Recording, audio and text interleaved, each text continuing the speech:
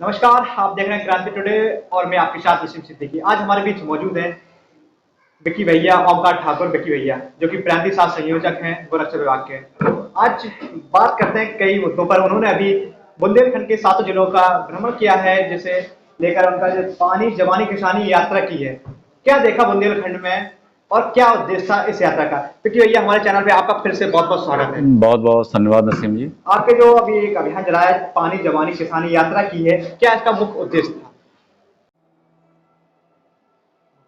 हमारे माननीय मुख्यमंत्री योगी जी के आदेश अनुसार बुंदेलखंड विकास बोर्ड के उपाध्यक्ष राजा बुंदेला जी को ये कार्य सौंपा गया कि आप बुंदेलखंड के उन सुदूर क्षेत्रों में जाइए जहां पे जनप्रतिनिधि बहुत आसानी से नहीं पहुंच पा रहे हैं, क्योंकि बुंदेलखंड को लेकर हमारी सरकार बहुत गंभीर है। इसीलिए विकास बोर्ड को ये कार्य सौंपा गया कि बुंदेलखंड की जो मुख्य समस्याएं हैं, किसानों की समस्याएं हैं, पानी की समस्याएं हैं, हमारे रोजगार युवाओं की समस्या है, उन समस्याओं के समाधान के लिए और हमारा किसान क्या चाहता है, सीधा और सीधा किसान से संवाद स्थापित करने के लिए पानी जवानी किसानी यात्रा निकाली गई है। और इस यात्रा में मुख्य रूप से मुझे बोर्ड के उपाध्यक्ष माननीय बुंदेला जी ने इसलिए सम्मिलित किया है, जब इन्होंने पिछली यात्रा निकाली हुई थी तो पिछली यात्रा में कई जगह जब भी ये जाते थे तो वहां किसान सीधा कहता था कि भाई हमारे यहाँ सबसे बड़ी समस्या अन्ना गोवंश की समस्या है और बुंदेलखंड की बहुत बड़ी समस्या मानी जाती है इसको। तो उस समस्या के समाधान क्या हो सकता है, क्या गाय हमारी समस्या है कि गाय हमारा समाधान है, इन सारी चीज़ों की विस्तृत जानकारी के लिए मैं लगातार 20 फरवरी से 28 फरवरी तक हमने बुंदेलखंड के 7 जिलों का दौरा किया। ये यात्रा हमने ओरछा में प्रभु रामलला के दर्शन करने के बाद प्रारंभ करी और 28 तारीख को चित्रकूट में कामतानाथ जी के दर्शन करके हमने ये परिक्रमा समाप्त करी। लगभग 8 दिन की यात्रा आपने की, फिर वो क्या समस्या निकल के आई बुंदेलखंड के 7 जिलों से? देखिए, मैं आपको ये बताना चाहूँगा नसीम जी, ये यात्रा हम लोगों की रही है मनी बुंदेला जी के साथ। तो हम करीबन 9 दिनों में 2560 किलोमीटर हम लोग चले हैं। आप समझ रहे हैं, 2500 किलोमीटर हमने यात्रा करी है। हम कभी मुख्यालय में बैठक नहीं करते थे, हम मुख्यालय से उन क्षेत्रों में जाते थे जो कम से कम 50 से 60 किलोमीटर या वो बॉर्डर है। हम सबसे पहले ललितपुर से हमने प्रारंभ किया और आप ताज्जुब करिए, ललितपुर में हम उन क्षेत्र में गए जहां विधायक केवल वोट मांगने, इस विधानसभा में तो विधायक जी वहां तक नहीं पहुंचे हुए थे। विगत 10 वर्षों से कोई विधायक वहां नहीं आया है। मथुरा डांग करके वहां जगह थी, इंटीरियर का क्षेत्र था। वहां की बच्चियां जो हैं 15-15, 16-16 किलोमीटर पढ़ने जाती हैं, तो वहां हमने एक स्कूल का प्रस्ताव रखा वहां पे और हमारी वहां जिलाधिकारी महोदय से शाम को वार्ता भी हुई और उन्होंने इस प्रस्ताव को डीआईओ को बुला के कहा कि इसको आगे बढ़ाइए, हमें वहां स्कूल खोलना है। बहुत सारी चर्चाएं चली हैं और जो मुख्य हमारा उद्देश्य था पानी जवानी किसानी, क्योंकि आप समझ रहे हैं कि बुंदेलखंड में अगर मैं 7 जिलों में बात करूं तो जालौन जिले को अगर हम छोड़े, जालौन जिले में पानी की बहुत अधिक समस्या नहीं है। जालौन के बाद सर्वाधिक समस्या अगर कहीं समझ में आई है तो वो हमें ललितपुर जिले में समझ में आई है पानी की। ललितपुर के बाद हमीरपुर की जिले के कुछ क्षेत्र ऐसे थे जहां पानी नहीं था, तो वहां पे मौदाहा के पास एक बांध है, उस बांध से एक परियोजना जोड़ी जा रही है, लिंक परियोजना करके कोई हुई, उसका भी बहुत जल्दी समाधान किया जा रहा है और भी बहुत सारी चीजें हैं। जैसे आप अभी सत्ता में, भाजपा सत्ता में, जी। आरोप प्रत्यारोप की राजनीति चलती है। जैसे आपने यात्रा शुरू करी, फिर आरोप लगने करे कि ये यात्रा सिर्फ नेताओं तक सीमित रह गई। नहीं, मैं आपको ये बात बताऊं, ये यात्रा हमने अपने लगातार, हमने 8 दिनों की यात्रा की है, तो इस यात्रा को हमने ट्विटर, फेसबुक, आपके जितने भी सोशल मीडिया साइट्स हैं, हमने इसको अपलोड किया हुआ है और हमने इस यात्रा का एक पैटर्न बनाया था। पैटर्न हमने क्या बनाया था, हम जिन गांवों में जा रहे थे तो ये बुंदेला जी का प्रण था, मैं आपको बताऊं, मैं उनके साथ चला, वो हमारे राजनीति में भी बड़े अनुभवशील हैं और मैं उन्हें एक आदर्श मानता हूं। उन्होंने पूरी यात्राओं में कहीं पे माला नहीं पहनी, कहीं पे उन्होंने मंच शेयर नहीं किया और कहीं भी उन्होंने पकवान नहीं खाया। हमारा सीधा संवाद था, जहां किसान बैठेगा हम भी वहीं बैठेंगे। हम पूरी यात्रा में 7 जिलों में हमने कहीं भी मंच पे चेयर नहीं ली, मैं आपको बता दूं, पूरा हमारे पास डाटा है इसका। सीधा हम किसानों के बीच में बैठते थे। और रही नेताओं की बात, तो मैं ये और बता दूं, केवल कुछ जिलों में वहां के विधायक और जिलाध्यक्ष हमारे साथ गए हैं, नहीं तो हम सीधा और सीधा जाके हमने जनता से संवाद किया हुआ है। हमारे इस पूरे प्रोग्राम में कहीं भी राजनीति नहीं थी।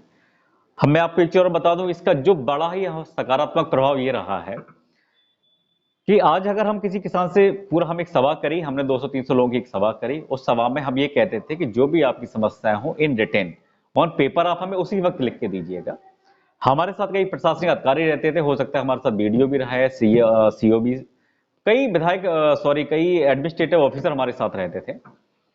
वो समस्याएं जो हमारी उस स्तर पे सुलझती थी तो वो हमने बीडीओ को दे दी, एडीओ पंचायत को दे दी, वो सुधार देते थे। और ऐसी समस्याएं जो जलात्कारी से जिनका हम निराकरण कर सकते थे, तो हम गांव से जब लौट के सर्किट हाउस आते थे तो हम उस रात्रि को जलात्कारी से मिलते थे, और अगर उस रात्रि नहीं मिल पा रहे हैं तो हम मॉर्निंग में जलाधिकारी से मिलते थे। तो सारी की सारी एप्लीकेशन हम डिस्ट्रिक्ट मजिस्ट्रेट को देते थे, वो वही अधिकारी, संबंधित अधिकारी को बुला के तुरंत उसका निस्तारण करते थे। तो ये आप ये मान के चलिए, ये यात्रा केवल और केवल जवानी स्तर पे थी, इसमें हवा हवाई का कोई संबंध नहीं था। इससे जो कुछ समस्या निकल के सामने आई, आपने कहा एडीओ को बता दिया, एसडीओ को बता दिया, वहाँ निस्तार होंगे। कुछ समस्या ऐसी बड़ी निकल कर आती है, यस, उसका समाधान के लिए जो क्या बड़ी प्रस्ताव समस्या, भेजा? ये मैं बता रहा हूँ, जो बड़ी समस्याएं आती हैं वो हमारी एक फाइल बनी हुई थी। कोई समस्या मान के चलिए, जैसे कि मैं आपको बता दूं, महोबा में जो भी इससे पहले हमारी यात्रा इससे पहले जो यात्रा हुई थी, वहां ये हुआ कि भाई बिजली की बड़ी समस्या थी। बिजली की समस्या के साथ साथ वहां ये था कि एक बहुत बड़े काल से, मुझे उनका नाम याद नहीं आ रहा है, उनका एक बहुत बड़ा संग्रहालय वहां बना हुआ है, एक कला केंद्र बना हुआ है। जब हम महोबा डीएम से मिले, बहुत ही एनर्जेटिक पर्सन है वो, महोबा डीएम 2013 बैच के, वो भी आईएएस हैं, सत्येंद्र नाम है उनका। तो उन्होंने प्रोजेक्टों को शामिल किया, वहां उन्होंने एक जमीन भी चिन्हित करा ली है, जमीन चिन्हित करा के उसमें उन्होंने एक मेगा पावर प्लांट की भी बात करी है, उसको परमिट कर दिया है, और एक वो चरखारी में युवा महोत्सव भी कर रहे हैं। तो ये जो समस्या यहाँ से समाधान नहीं हो रही है, वो माननीय मुख्यमंत्री, संबंधित मंत्री के पास जाके वो समाधान करी जाएंगे। बुंदेलखंड में से आप पहले कह चुके हैं पानी की बात, पानी की बहुत बड़ी समस्या रहती है। कुछ समस्या ऐसी होती है, जैसे अभी हमने कई शो भी चलाया, देखा हमने, तो रिवोर हो जाए अगर हेडपम्प तो ठीक हो जाए, पानी की समस्या किल्लत दूर हो जाए, कई खबरें प्रकाशित हो चुकी है। लेकिन फिर भी अगर देखा जाए अधिकारी स्तर पर वो समस्या का अंत हो सकता है, हाँ, फिर भी नहीं हो रहा है। देखिए इस चीज के लिए मैं आपको बताऊं नसीम जी कि हमारे जो शासन के निर्देश हैं, हमारे जो मुख्यमंत्री या मंत्रियों के निर्देश हैं, उनका काम है तुरंत कार्रवाई करना, निर्देश देना। कि जमीनी स्तर पे काम कौन करता है? प्रशासन करता है। हमारे रेबोर का काम है, ये आपका सेक्रेटरी देखेगा, गांव का प्रधान के अनुमोदन से सेक्रेटरी करेगा, डीपीआरओ देखेगा, एडीओ पंचायत देखेगा। कई गाँव में ये समस्याओं का समाधान बड़ी आसानी से हो जाता है, लेकिन इसमें जो मुख्य समस्या मैं ये देख पा रहा हूँ, जैसे मेरा रिबोर होना है और वो प्रधान और सचिव के माध्यम से होता है, प्रधान किसी से पटरी नहीं खा रही है तो वो वहां वो काम सचिव से कह के नहीं होने देता। ये समस्या मेरे पास भी बहुत आई है, इन कई समस्याओं का समाधान भी किया गया है इनमें। आपने जवानी की बात करी, तो हम जवानी से रोजगार लेते हैं, यस, तो बुंदेलखंड अगर स्वयं का बेरोजगारी नहीं है भैया, तो बेरोजगारी बहुत है, इसमें क्या देखने को मिला बेरोजगारी? ये हमारा मुख्य मुद्दा रहा है पूरी यात्रा में, और हमने ये मुद्दा ये देखा है कि जब तक हमारा बुंदेलखंड राज्य नहीं बनेगा, मैं एक बार फिर से रिपीट करता हूँ, जब तक हमारा बुंदेलखंड राज्य नहीं बनेगा, हमारे लोग पलायन से नहीं रोकेंगे। क्योंकि हमारे बुंदेलखंड क्षेत्र में, अब मुझे ये नहीं पता है कि ऐसी क्या चीजें रही हैं कि बड़े उद्योग हमारे यहाँ नहीं लग पा रहे हैं। केवल एक हमारे यहाँ केवल एक डिफेंस कॉरिडोर आ गया है। मैं ललितपुर गया, वहाँ एक मेडिकल कॉलेज आ गया है। झांसी में एक साई का स्पोर्ट अथॉरिटी ऑफ इंडिया है, उसका वो हो गया है। तो इनसे हम रोजगार तो पाएंगे, लेकिन एक बहुत बृहद मात्रा में जो हमारे यहाँ औद्योगिकरण होनी चाहिए, वो सारी चीजें हमारे यहाँ नहीं हो पा रही हैं। क्योंकि हमारे यहाँ का 67 जो % पढ़ा लिखा युवक है, वो रोजगार के लिए बाहर जा चुका है। तो हमारी संभावनाएं तभी बनती हैं जब हमारा खुद का एक छोटा सा प्रदेश होगा। छोटा सा प्रदेश होगा तो वहाँ के लोग हमारे आत्मनिर्भर रहेंगे, बाहर नहीं जाएंगे, ही काम करेंगे। इसलिए हमारा ये है कि प्रायोरिटी में सारी समस्याओं को, मैं जहां जहां गया लोगों ने वहां मांग उठाई तो भाई हमारा एक राज्य बनना चाहिए। जब राज्य बनेगा तभी इन समस्याओं का समाधान हो पाएगा।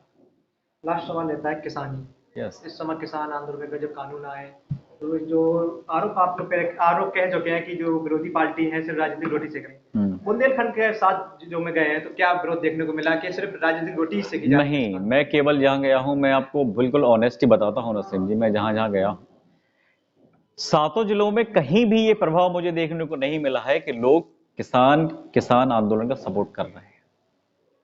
और आप खुद चलते रहते हैं, आपने पंचायत को लेके बहुत कवरेज किया हुआ है जिलों में, आपके जिले से ही 100 किसान भी वहां नहीं होगा दिल्ली के बॉर्डर पे, मैं आपको बता दूं। लेकिन जो किसान उन संगठनों से जुड़ा हुआ है, सीधा उन हरी टोपियां पहनता है, उनके संगठन, तो उसकी मजबूरी है जाना, वो गया है। मैं तो ये कहता हूं, जो हमारे कृषि मंत्री नरेंद्र जी ये कह रहे हैं कि आप बैठिए, तो समस्या क्या है उसको बताइए, कोई क्लॉज आपको अगर लगते हैं तो हम उनको कैंसिल कर सकते हैं। लेकिन ये एक अड़ियलपन है कि नहीं साहब वो तो पूरा कानून हटाइएगा।